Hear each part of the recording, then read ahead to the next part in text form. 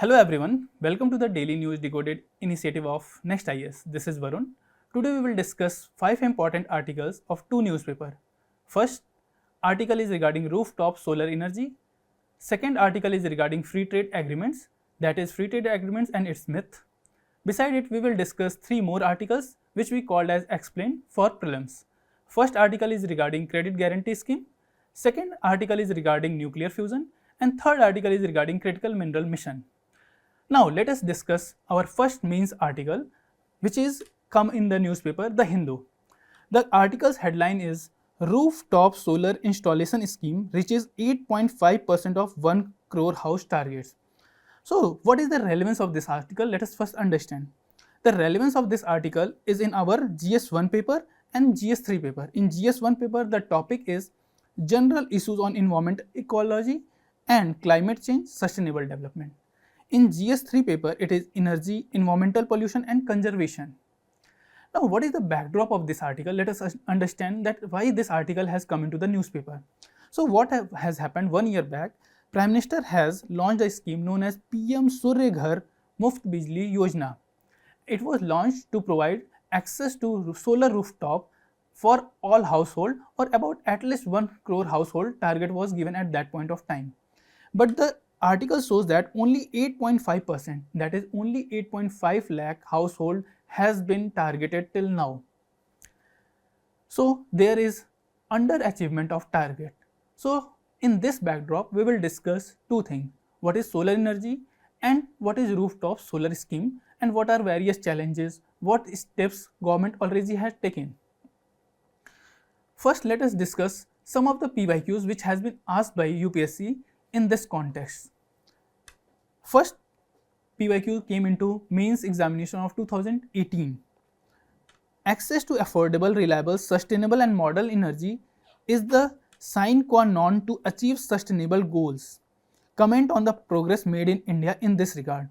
So it is in the context of renewable energy. Renewable energy sector is very crucial for India also. We will in further slides we will discuss and we will see how it is important and for what factors. Moving ahead, second question is describe the benefits of driving electric energy from sunlight in contrast to conventional energy generation. So here the direct question is related to solar energy, that is benefit from sunlight to conventional energy.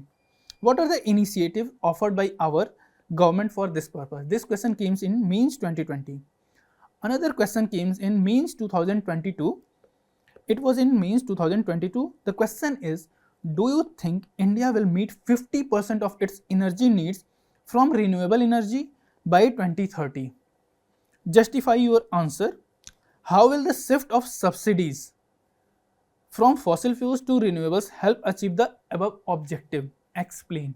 So these questions shows that not only renewable energy sector but two more sectors, that is solar energy, beside subsidy is also important for UPSC examination, especially mains. Let us see how we will cover this topic. So this topic comprehensively will be covered by discussing various dimensions. The first dimension is regarding introduction about rooftop solar and solar energy. Second, we will discuss about status of solar energy in India, how much target India has already achieved and what is the challenge. Then we will discuss solar energy working mechanism, that how solar energy is being converted for electrical purposes. Then significance and application of solar energy. Beside it, we will discuss some challenges especially regarding to solar energy. Then we will specifically discuss about this rooftop solar scheme which we called as Pradhan Mantri Surya Ghar Muft Bijli Yojana. Also, what is the status of this scheme and what are few challenges which government is facing in the implementation of this scheme. Then we will move to discuss various government policies which has been taken for especially for solar energy sector. At last, we will discuss way forward, that what is the path ahead for this solar energy sector. Now let us discuss about rooftop solar energy and solar energy. So solar energy is basically radiation from sun, solar radiation from sun in form of electromagnetic radiation. So in heat transfer we study about this thing that solar energy comes to earth in the form of electromagnetic radiation, packets of energy. That energy is converted by various mechanisms and used to generate electricity, heating of water or desalination of water. We will look further into the application of this solar energy. So solar energy is basically solar radiation coming into the form of electromagnetic radiation. Moving ahead, about rooftop solar energy. Photovoltaic panels installed on the roof are called as rooftop solar energy. They consist of it.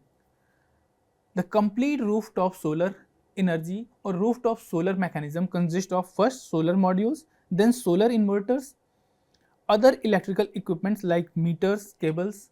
These are all part of the rooftop solar mechanism. Various panels are there to capture at the roof. Various panels are being installed to capture the energy from sunlight and convert it into usable electrical energy. This conversion mechanism is done through the solar photovoltaic cells. Now, we will discuss about the status of solar energy in India. So, in last 10 years, what has happened? India's installed renewable capacity rose by 200% from 75 gigawatt to 209 gigawatt today as per National Power Portal. This data is total capacity of India's power generation is 462 gigawatt, out of which about 45% including hydropower.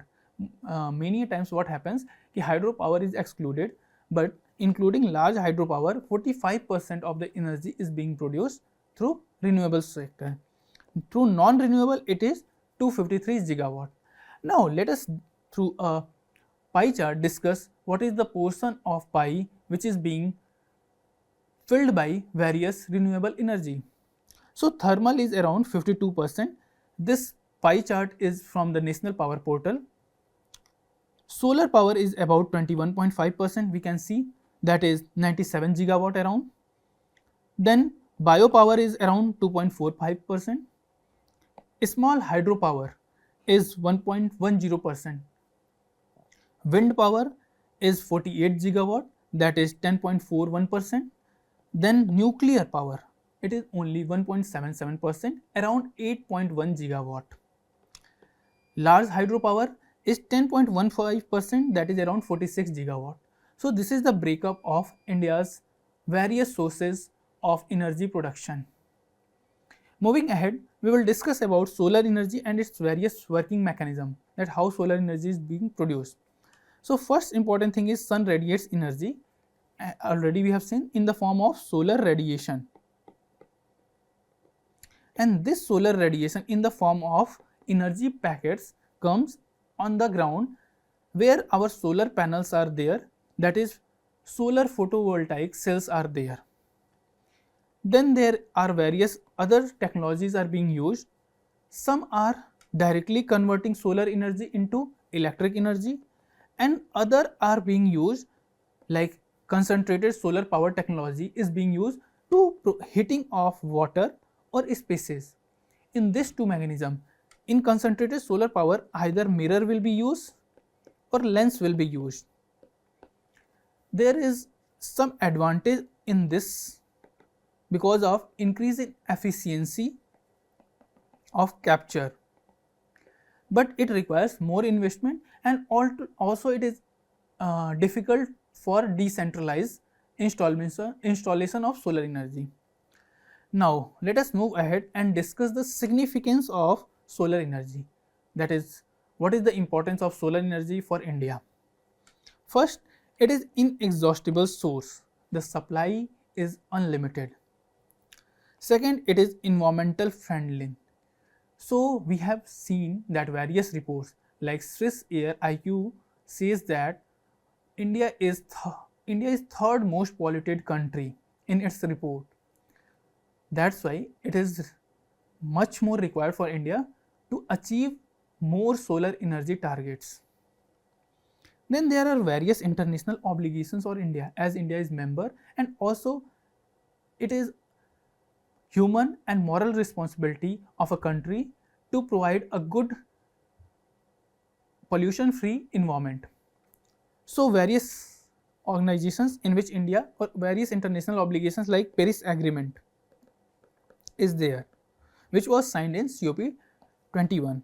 Then there is also Panchamrit. Our Prime Minister has committed this Panchamrit, and one of the target was to achieve more and more renewable energy. Then there is widespread usability of this solar energy is also there. Like it can be used in various segments.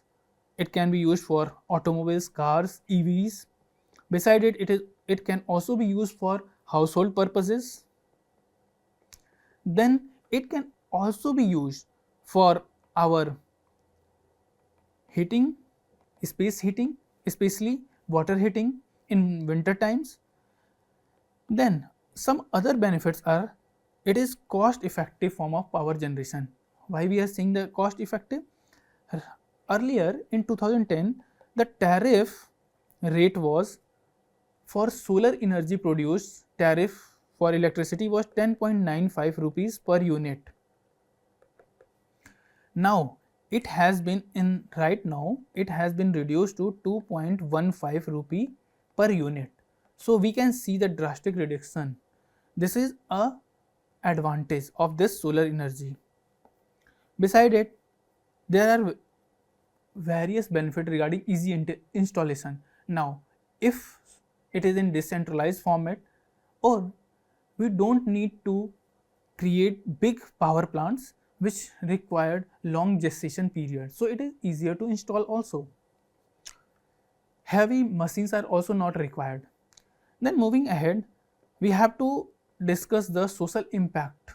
Social impacts are many, like it will help also to reduce poverty, especially energy poverty.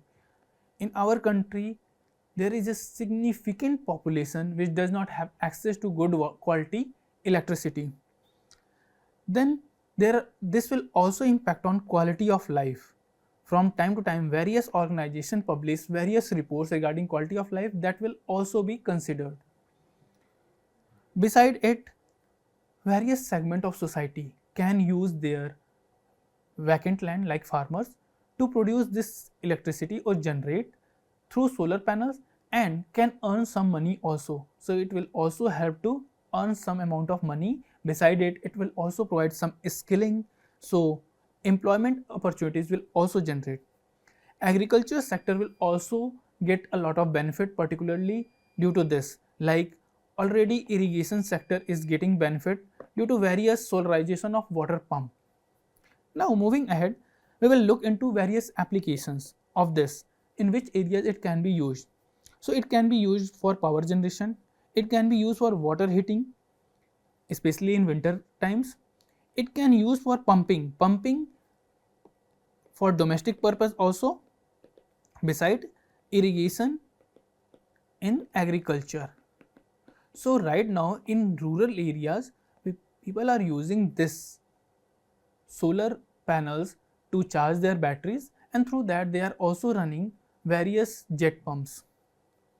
Now for the purpose of lighting, especially in areas like hilly areas where it is very costly to take the transmission lines. Then for the purpose of cooking through solar heaters, we all have seen this solar cookers. In vehicle segment, especially electric vehicle, so what can happen, there are two mechanisms, direct and indirect. Directly, what we can do, directly it means on the rooftop solar panels can be installed and that will directly charge the battery. Another one is ki we have grid connected solar connection, or we can also have indirect connection, and through which batteries will be charged and batteries will be installed in vehicles. Then it can also be used for desalination purpose, especially in coastal areas where there is availability of pure water is a challenge. So desalination can happen and it will be a very cost effective method. Then space heating or cooling, both can be used in industry also and in domestic application. Moving ahead, let us discuss some of the challenges for solar energy itself. So first, it is capital intensive manufacturing. It requires initial capital which is very high. Then there is import dependence of solar PVs. So there is a report by GTRI that India is heavily dependent on import, and by the year of 2030 there is a chance that $30 billion import of solar PVs will be done by India, and especially from China. So that's a huge dependency. It is just like we are substituting our crude import from West Asia to China in the form of solar PVs. Then there are various technological complexity. Why? Because it requires state of art facilities. State of art facilities in the form of advanced technologies which needs to make these solar wafers. And the availability of these technologies are not that much good in context of India. Then there is issue of economies of scale. So there are various reports that capacity utilization of our domestic manufacturing units for solar PVs are only 7 gigawatt, and they are running at capacity utilization of 40 to 45%.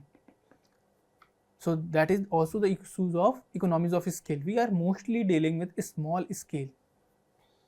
Then there are various constraints regarding raw material supply. We have to depend on raw material like lithium or like silicon, lithium for batteries, and silicon which is primarily used in this photovoltaic cells. We are hugely dependent on other countries, and many times like during COVID even supply chain disruptions happens. So this is a setback for India. Then there is rapid technological advancement is happening around the world in this sector, and the R&D sector of India, especially in this sector, is not that good. Private sector is also not investing a lot of money. Next problem is regarding storage capacity. Storage capacity is also low in this sector, especially battery storage capacity is not there. We are still evolving. Moving ahead, let us discuss about rooftop solar scheme. What is this scheme? So this scheme is basically driven by Ministry of Renewable and New and Renewable Energy. The aim of this scheme is to provide free electricity up to 300 units every month for 1 crore household. This scheme was launched last year in 2024 in Jan. There are various subsidies are also being provided in this scheme, like around till rupees 30,000 is provided up to 1 kilowatt installation. There is also 30,000 to 60,000 subsidy is provided up to 2 kilowatt, and there is a capping that subsidy will not be provided above 3 kilowatt. Now, what is the status of this scheme? Actually, the article was discussing about the status. Parliamentary Standing Committee on Energy has remarked that the pace of installation of solar rooftops are very slow. It is snail pace. So in reply, Ministry of Energy has told the committee that there were rain related delays because of monsoon season, and they are trying to expedite it. Now from 3000 installations per day, it has increased to 9000 installations per day as per the article itself. Currently, India has about 11 gigawatt of rooftop solar capacity, out of which 2.7 gigawatt is residential sector. So it is a very small proportion, as we have seen in the first article that we have more than 50 gigawatt of solar energy, but only 2.7 gigawatt is through rooftop solar, especially in residential sector. Gujarat is the leader in rooftop solar installation. It has about 82% coverage. Now, there are also various challenges which are creating problem for rooftop solar scheme. One, earlier we have discussed that the ministry itself is saying that the rain related delays are there. Another is flip-flopping of policies like GST rate. So what happens from time to time, government increase or decrease, especially GST council increase or decrease, and that creates a flip-flop, that sometime it increases GST rate and sometimes decreases. That discourages investment. Besides it, regulatory framework especially from state governments, is not clear. Many state government does not even have some type of regulatory framework, some type of mechanism for providing subsidy, enablement of access to subsidy. Then there are inconsistent rules on net and gross metering, and this is an important problem. This especially discourages DISCOM to purchase such type of subsidized power. Also there is issue of low financing. So what happens ki most of the time, as this subsidy is being provided by national bank, but what happens ki many a time these banks itself are not that much proactive because they are nationalized. Besides it, let us discuss various government policies. First policy is National Solar Mission 2010. So this was the foundation for expansion of solar energy in India. It led to the foundation. Earlier the target was very small, but over the period of time it has been increased. Like the target of 100 gigawatt for 2022 in the renewable energy sector, it was there. Then the scheme of PM Kusum has been launched in the year of 2019. This scheme was particularly regarding solarization of water pumps in agricultural sector. So this scheme supports and provides subsidy to farmers so that they can solarize their irrigation water pump. Then solar rooftop scheme was launched initially in 2014, but the scheme has various lacunas, due to which it needed some tweaking, and the government reformed it and again launched it in 2024 with a clear target of 1 crore households. Besides it, solar park scheme was also launched in 2014. Then there is a scheme of Atal Jyoti Yojana. This scheme is particularly regarding street lighting, and this street lighting is mostly done through solar lights. Last year, as we have discussed, PM Surya Ghar Muft Bijli Yojana has been launched with the target of 1 crore household. Moving ahead, what should be the way forward? What should be the path for this scheme and for solar energy sector as a whole?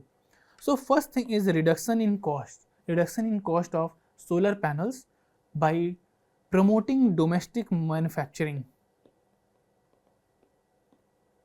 That should be the first agenda. Beside it, we can also focus on economies of scale that will also reduce the cost.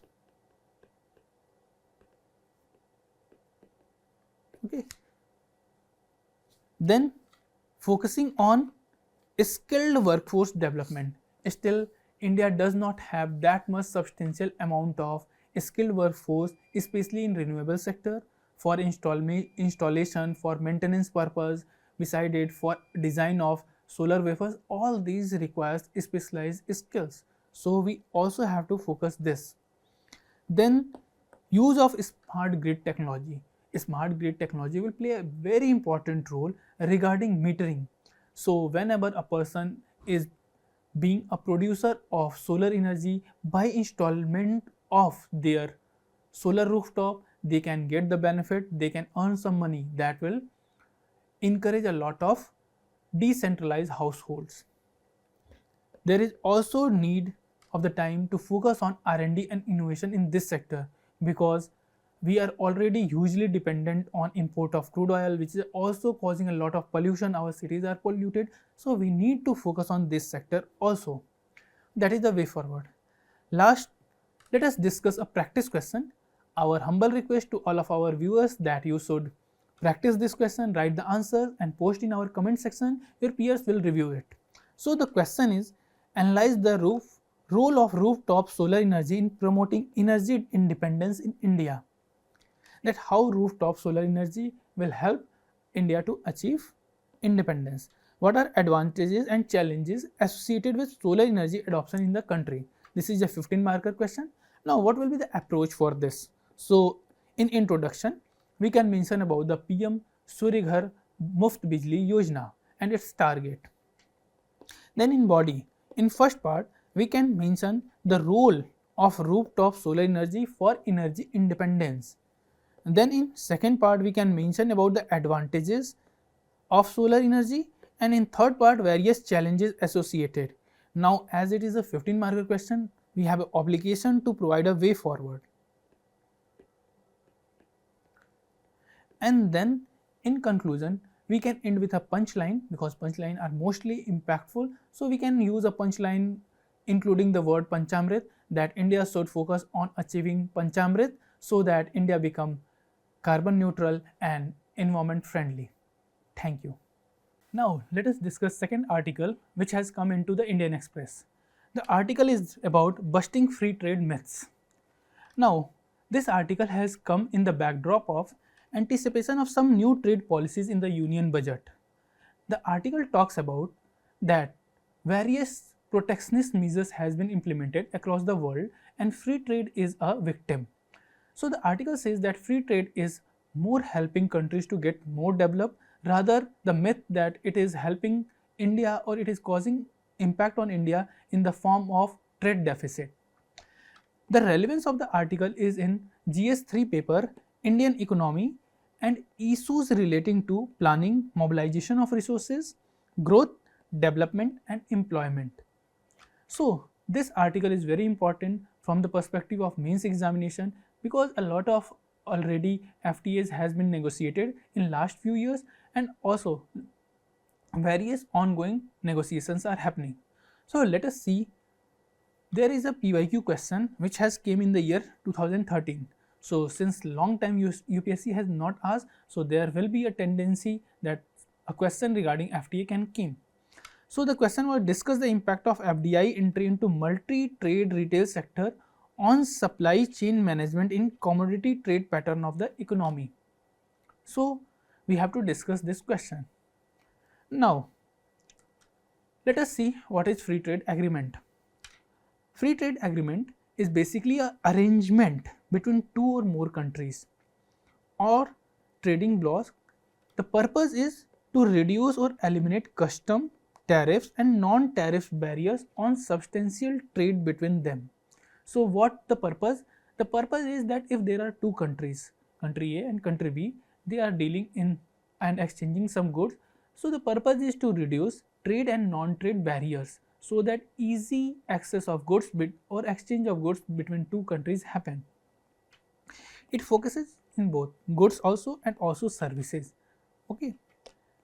Various other areas are also sometimes included like intellectual property rights, like investment, like government procurement and competition policies are also sometimes included in this free trade agreements. Now let us see various types of trade agreements. First one is preferential trade agreement, second is free trade agreement, third one is comprehensive economic cooperation agreement, then another name or another form is comprehensive economic partnership agreement. Then there are custom union, beside it common market, and then in last it is economic union. So in this diagram you can see that PTA is very basic, economic market is the broadest one, in which common market comes, then custom union comes, then CESA comes, that is comprehensive economic cooperation agreement, FTA, PTA.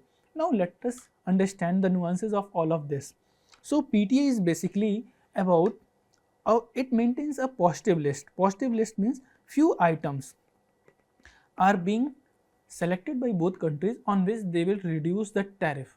Mostly in PTA and FTA, that is preferential trade agreement and free trade agreement, there is a chance of reduction of tariff, rather complete elimination. So they maintain positive lists because there are a few goods. In FTA they maintain negative lists. Negative list means these are the items on which tariff will not be reduced. As the number of items are less, that's why there is a negative list. Then there is comprehensive economic cooperation and comprehensive economic partnership agreement. These are versions. So what happens here, there is more, the focus is more broader as we have seen in the diagram itself. Here they are dealing in goods, services, beside it intellectual property rights are also being considered and investment is also being taken care. So there will be reduction in barriers regarding investment also. Then there is custom union. Now what is custom union? when there is zero duty. The duty is reduced to zero between two partners or two entities, two regions, then it is custom union. The key thing is zero duty. Beside it, after that we should look into what is common market. So common market is when there is already zero duty, but there is also free movement. There is free movement of people as well as capital is happening freely, then it is common market. Now what is economic union? In economic union, the focus is much more broader. It is the broadest of all type of agreement regarding economic arrangement between two countries, two regions or two entities, or it can be more than two countries. It is not only that it is only two countries. So economic union means there will be synchronization of monetary and fiscal policy also, like European Union is there. So what happens? For example, European Union has a common framework for monetary policy and fiscal policy. That's why there is European Bank and there is a European Bank Fed which announces various monetary policy. So there is a synchronization among various countries involved in the economic union. After discussing this, let us move ahead and understand a timeline of FTA negotiation and WTO negotiation in context of India. We are particularly discussing in the context of India. So what happened in 1995? There were Uruguay round negotiations going on, and for the WTO it was finalized also. Then in 2000, what has happened? For India has signed its first FTA with Sri Lanka. After that, in 2004 Doha round, again various negotiations regarding WTO has happened. Then in 2005, India has signed an agreement known as SAFTA. It is much more broader in the context of coverage of the area. South Asian Free Trade Agreement. It includes South Asian countries. Okay. Basically South Asian countries. After that, in 2010, there was FTA signed with Korea. Before that, 2010, there is also one of the very important FTA has been signed between India and ASEAN. This is right now a lot of thing right now in news in regarding this. Then in 2011, there has happened a FTA with Japan. India Japan FTA is also very much helpful for India as a country. Then in 2012, FTA with Malaysia has also happened. Then in 2013, there has a very important conference happened, Bali Ministerial Conference. That conference is particularly regarding in the context of agricultural subsidies. So that is very important for India because India has a huge number of population which is dependent on agricultural sector. After moving from 2013, let us see some latest development because in recent years what has happened, India has restarted its negotiation for FTA with various countries. Like in 2021, India UAE Comprehensive Economic Partnership Agreement has been signed and it is helping India a lot to export its to focus on its export. Then in 2022 again on the model of India UAE, India Australia Economic Cooperation Trade Agreement has been signed. It does not completely cover all the items, it is not a custom union, but a lot of tariff barriers has been reduced. Beside it, various negotiations are under the process like with Canada, like with Israel, like with UK. UK is very much interested to have a FTA with India, particularly after exiting from BRICS. Let us also understand various significance of FTA for India. In the context of India we will discuss. So first one is regarding market access and export growth, that FTA help us to get more access to markets and export sector gets some boom. Like there are various data especially regarding to India ASEAN, that India is able to increase its export from $5 billion to $40 billion in last 10 years. So that's a huge jump. Then there is also possibility that with FTA concrete investment comes and manufacturing sector gets boosted. Why? Because of the competitiveness of manufacturing industry, because of the cheap availability of labor. Then there is reduced dependency on single trade partner. Like what has happened during COVID-19, the countries which were dependent on a single country like China, they face a lot of problem. That's why emergence of alternatives is also happening. Then technology transfer and innovative partnership is happening between countries. When the countries see that they are when they have an agreement and they see a long term future with each other, they start investing into technology transfer because they have more trust. Technology transfer happens only between countries when there is a lot of trust between countries. Then we have also to understand that India has significant gain also sometimes in service sector, because after LPG reform, the way of development of India is from agrarian economy to service sector. We have a huge chunk of population which is engaged in service sector, so it will provide impetus to export our services. Even India has a huge trade surplus in service sector. Also, it will help us to access visa for our skilled professionals. Like in the case of US, we were the most beneficiary for H1B visas, but it was not due to free trade agreement. Then we can also understand that it will help to improve the quality and competitiveness of Indian industry, because mostly MSME sector or other sectors will face stiff competition, and that's why to survive they have to improve, otherwise they will not come out of the comfort zone which has been provided by protection of the tariffs. Now let us move ahead, and these FTA are particularly facing some challenges. Let us understand what are the various challenges. First is negative impact on domestic industry. Now domestic industry, especially MSME sector, those which are in rural areas, face a lot of problem due to cheap import of the goods, and they ultimately close down, leading to widespread unemployment. It also leads to trade deficit, especially this has been in the context of India ASEAN. That India ASEAN case, India has more than $80 billion of trade deficit in 2022. So this is a huge trade deficit.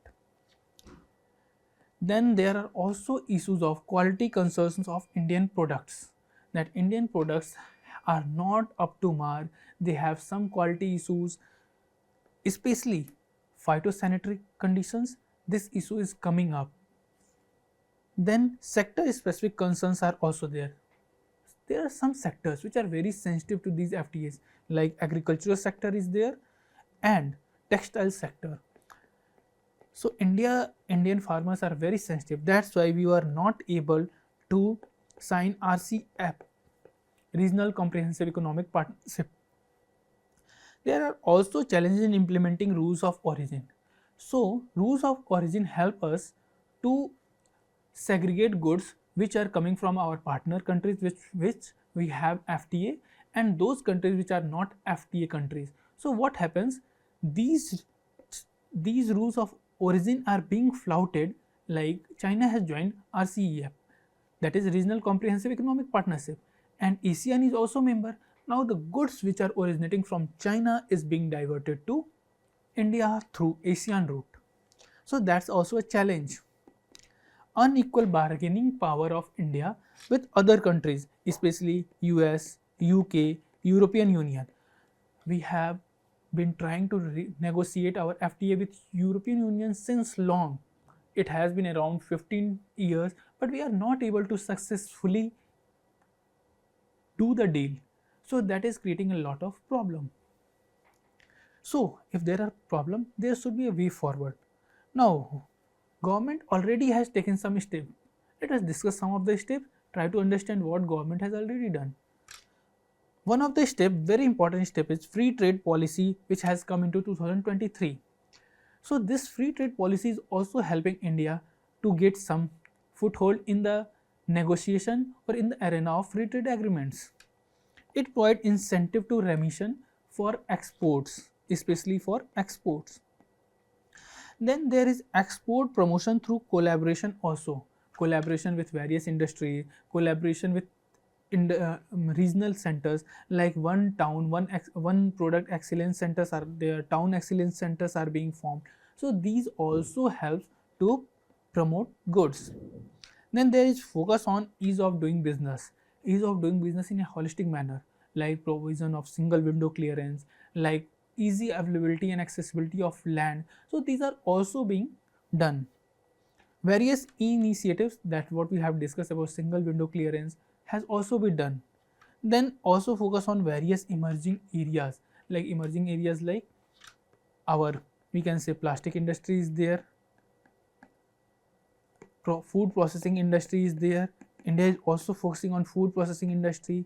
Semiconductor is also a focus. So these are being focused by India so that India can get an advantage and foothold in free trade negotiations. Now, India is also actively participating in WTO meetings. It happens mostly biannual.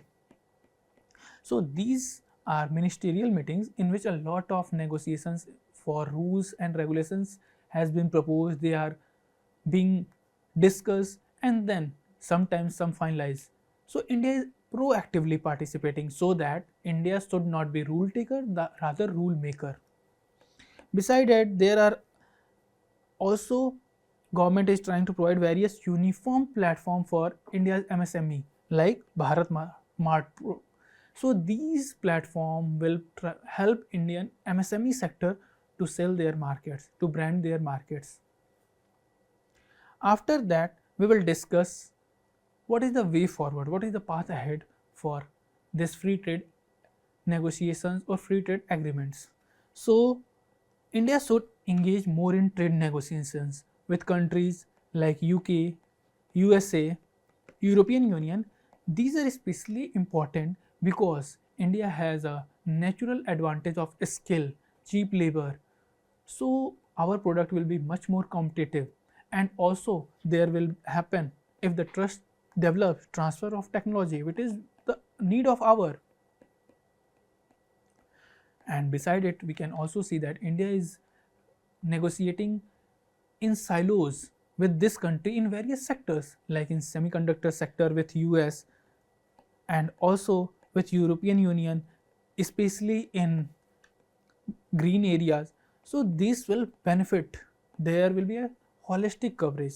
Beside it, India should maintain global quality standards and homogenize certification process by reforming its regulation, reforming BIS standards.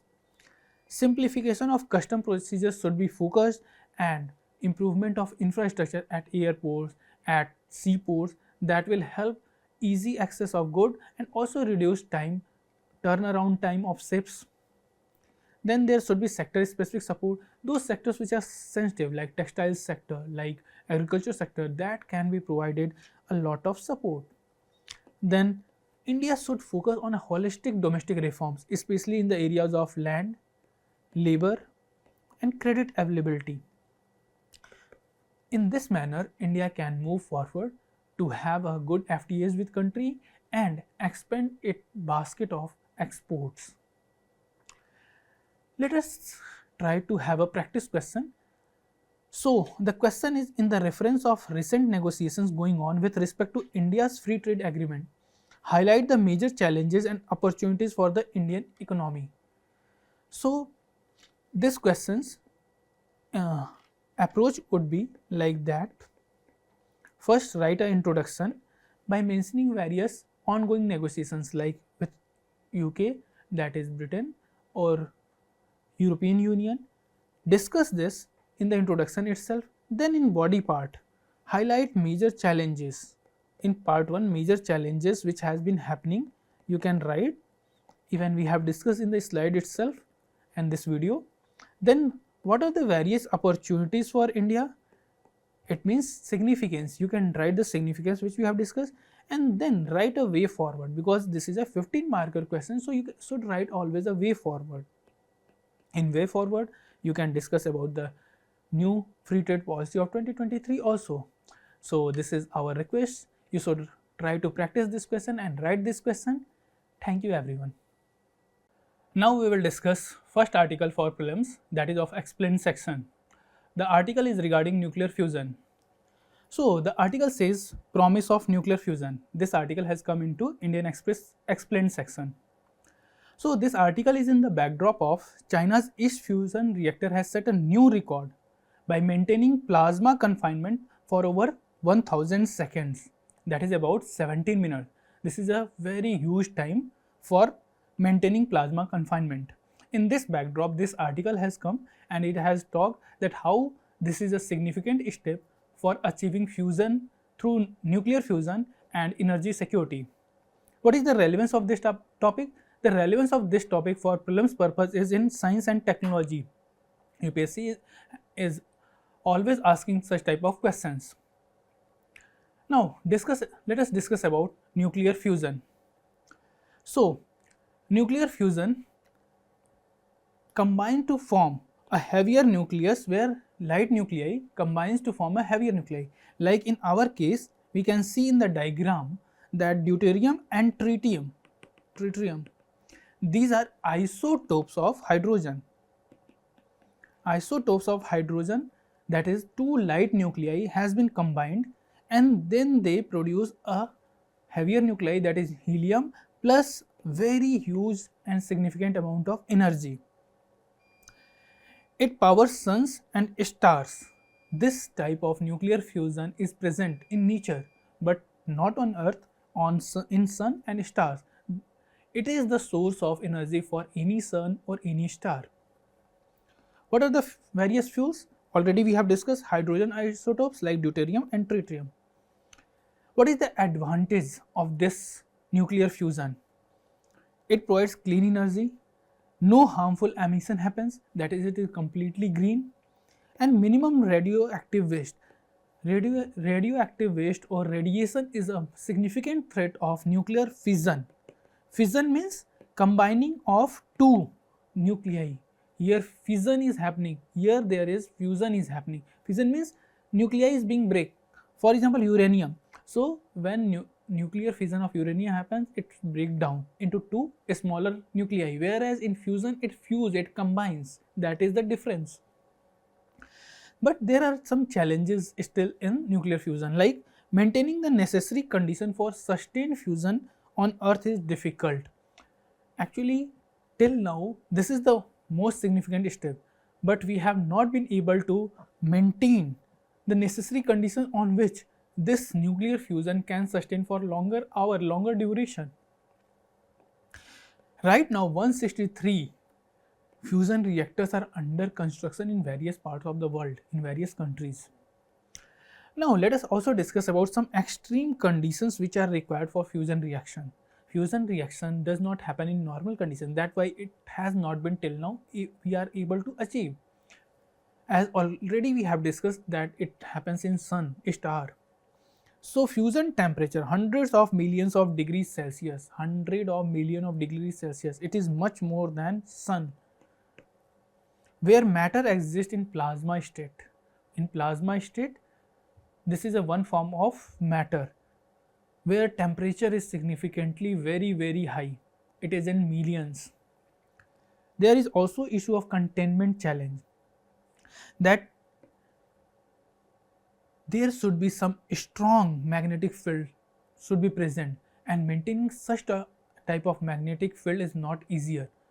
Such type of magnets are not easy to form, so that is still a very extreme condition to achieve such type of nuclear fusion. China's IST record. So the program which has achieved this record is known as IST. UPSC can ask a question also on what is IST related to, or which country has the IST program. So previous record of China was over 400 seconds in 2023, but now they have a new record of over 1000 seconds almost 2.5 times. It is a huge significant gain. What will be the future needs? Plasma actually for successful nuclear fusion needs hours or days of sustenance. Now let us discuss about some other initiatives in the world which is going on, like International Thermonuclear Experimental Reactor. It is known as ITER. It is an international project which is also pronounced that it is largest fusion reactor project. Various countries are participating, and the timeline provided for this is that tritium and deuterium fusion reaction will happen by 2039, that is still in the pipeline, and which will produce a huge amount of power, 500 megawatt. Yes, in respect what we are already have achieved in the context of nuclear fusion, it is less, but stabilization is more important. Now there are also various experts saying that some of the timeline which can be for commercial sector is 15 years down the line, like Dr. Indranil Bandyopadhyay of ITR facilities has predicted this, but it is still an ambitious goal. Now let us see a practice question which has already came into UPSC in prelims examination of 2016. The question is, India is an important member of International Thermonuclear Experimental Reactor. If this experiment succeeds, what is the immediate advantage for India? Option A, it can use thorium in place of uranium for power generation. It can attain a global role in satellite navigation. It can drastically improve the efficiency of its first fission reactors in power generation. It can build fusion reactors for power generation. So our request to you, kindly submit your answer, comment your answer, your peers will review. Thank you. Now let us discuss our next article regarding prelims explained section. So the article is about critical mineral mission.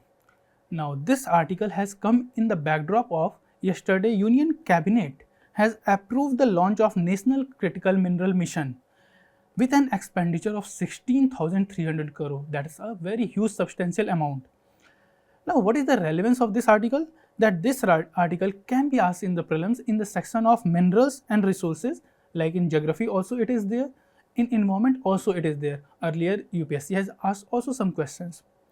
So the article says that Cabinet approves critical mineral mission with 16,000 crore outlay.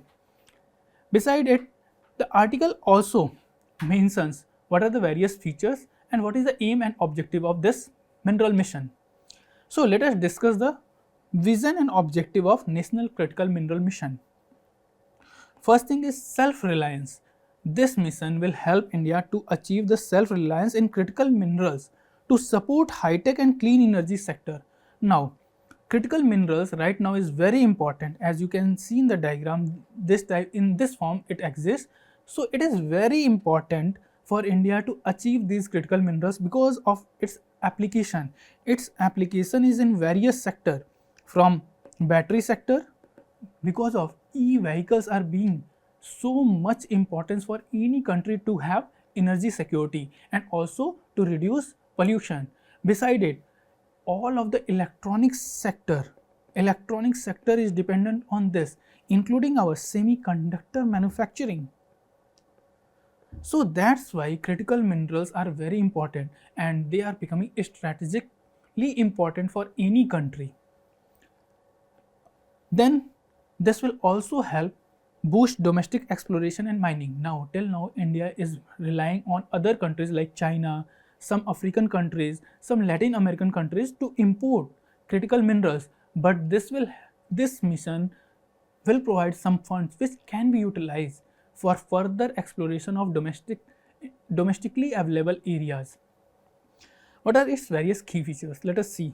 The nodal ministry is Union Ministry of Mines. Union Ministry of Mines will focus about this complete mission.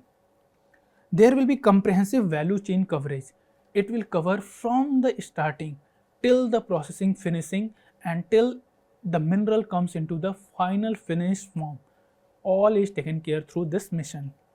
Then fast track regulatory approvals will be provided. There will be mechanism of single window clearance. Single window clearance will be utilized to provide fast track regulatory approvals. Then acquisition of global resources. Already we have a institution named as Kabil. This is a PSU, Khaniz Bidesh Nigam Limited. So this PSU helps to acquire various mines in other territories. Like in Argentina, Kabil has been able to acquire a significant chunk of land which is strategically important for critical minerals. Then there is also focus on technology and collaboration. So this mineral also will help India to get edge on technology and innovation. Now let us move further and discuss various initiatives taken by government. So first is very important, that is Mines and Minerals Development and Regulation Act. In short form it is called as MMDR Act. So this act is an umbrella act which regulates all type of mine, which provides rules for exploration, which take care of everything which comes under mining. It also specifies what is the power of central government, what is the power of state government. UPSC has already asked some questions on this also. Beside it, exploration and mining projects is being taken by Geological Survey of India. Like even in Jammu and Kashmir there was news regarding lithium blocks being discovered. So Geological Survey of India proactively participated in exploration of those blocks. Funding for startups and MSMEs, especially those who are working in exploration, government is trying to provide them funding. Then there are custom duties removal on most critical minerals. In Union Budget 2024 to 25, government has announced that they will remove the custom duties. Now, let us discuss a practice question. The question is, with reference to India, consider the following statement. Monazite is a source of rare earth. Monazite contains thorium. Monazite occurs naturally in the entire Indian coastal sands in India. In India, government bodies only can process or export monazite. Which of the statements given above are correct? So, this is our request. Kindly comment your answer in our comment section. Thank you.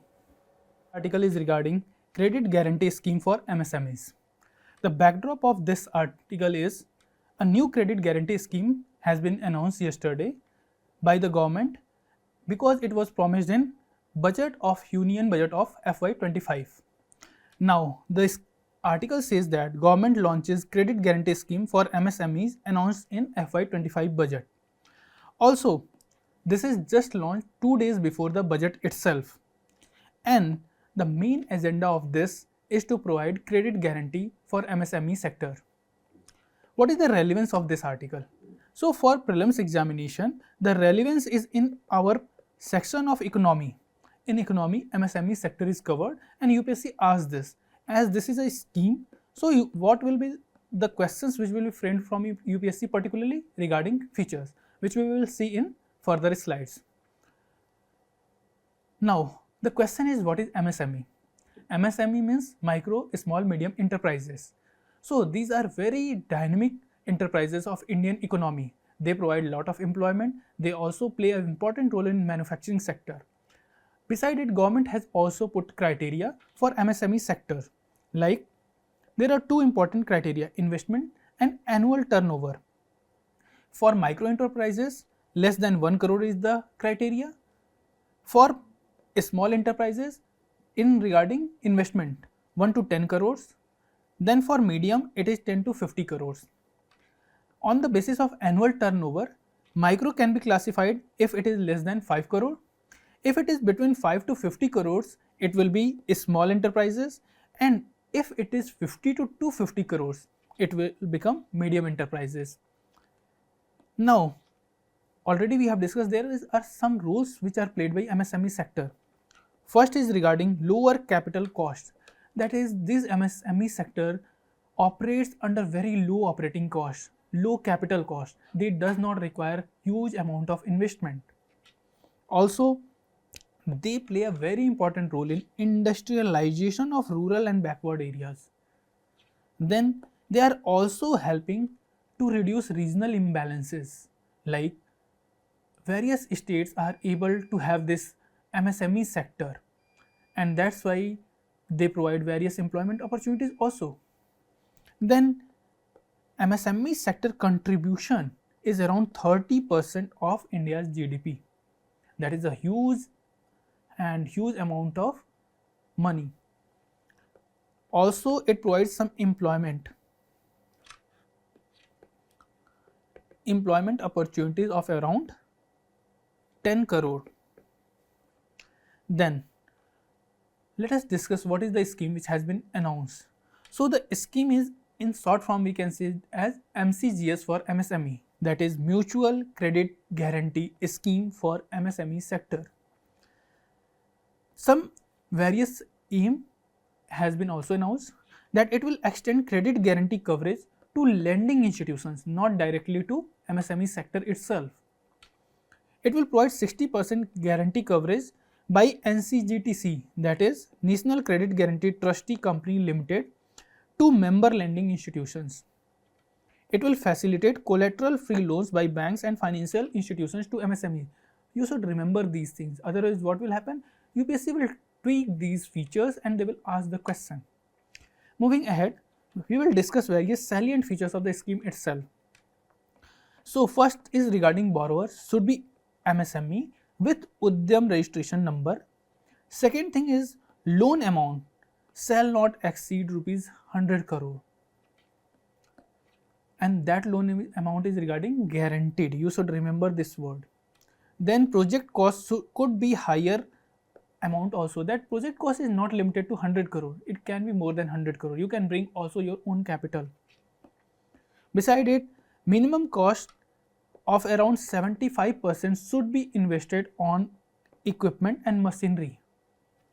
Then if the loan is up to 50 crore, there will be a repayment period of 8 years with 2 years moratorium on principal amount. There is also a provision that if the loan is above 50 crore, moratorium period and repayment period both can be tweaked as per choice of the lending institution. There is a flexibility. Then there is upfront initial contribution is also required of 5% of loan amount. Then there are two more features.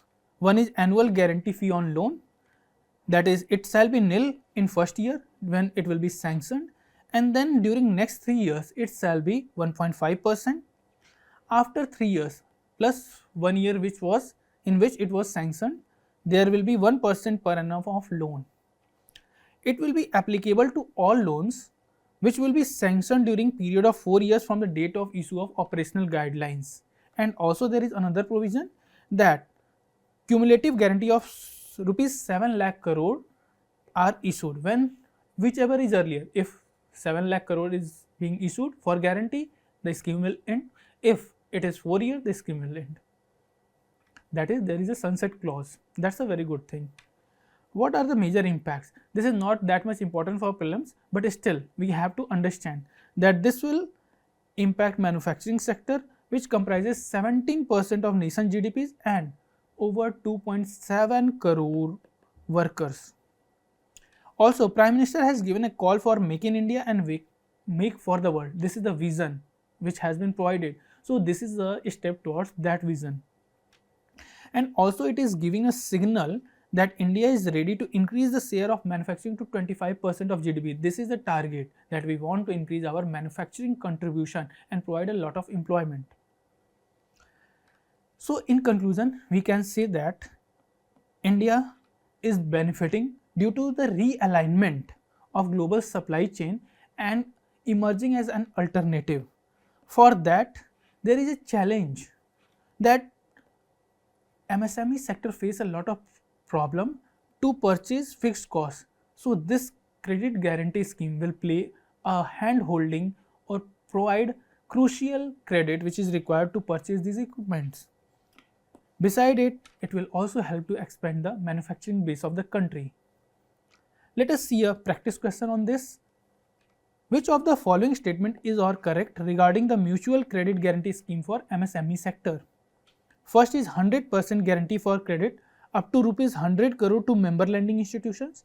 Second statement is load up to loans up to rupees 50 crore, repayment up to 10 years, moratorium up to 3 years. Third statement is 60% guarantee for credit up to rupees 100 crore, repayment up to 8 years for loan up to rupees 50 crore, and last statement is applicable only to MSME in manufacturing. So try to attempt this question and post your comment in our comment section. Thank you.